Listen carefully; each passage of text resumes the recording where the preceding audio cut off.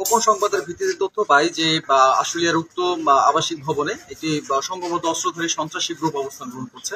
এই তথ্যের ভিত্তিতে আমরা বর্তমানে এই আবাসিক এরিয়াতে এই বিল্ডিংটিতে আমরা আমাদের অভিযান পরিচালনা করি এবং পরবর্তীতে উক্ত বিল্ডিং থেকে সন্ত্রাসী গ্রুপের একজন সদস্যকে একটি বিদেশি পিস্তল এবং 3 রাউন্ড অ্যামুনিশন সাথে হচ্ছে কিছু চাপাতি এবং দেশীয় কিছু অস্ত্র sহ আমরা তাকে গ্রেপ্তার করতে সমর্থ হই।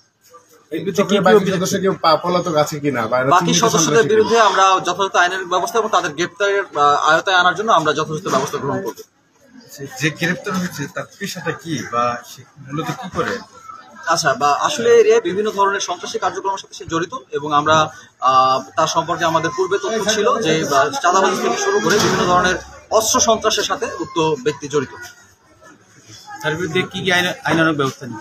আমরা অস্ত্র আইনের যে প্রচলিত নিয়ম অনুযায়ী আমরা তার বিরুদ্ধে মামলা দায়ের করা শুরু করি এবং প্রচলিত আইনানুগ ব্যবস্থা আমরা গ্রহণ করি।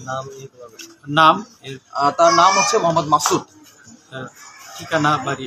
সে কি কোনো ক্যাডার সন্ত্রাসীর সহযোগী হতে পারে এরকম কোনো কিছু নাকি? অ্যাকচুয়ালি বর্তমানে যাকে গ্রেপ্তার করা হয়েছে এটা একটি সংঘবদ্ধ চক্র যারা হচ্ছে আশুলিয়ার বিভিন্ন স্থানে অস্ত্র সন্ত্রাস থেকে শুরু করে চাঁদাবাজি থেকে শুরু করে সকল ধরনের সন্ত্রাসী কার্যকলাপের সাথে জড়িত।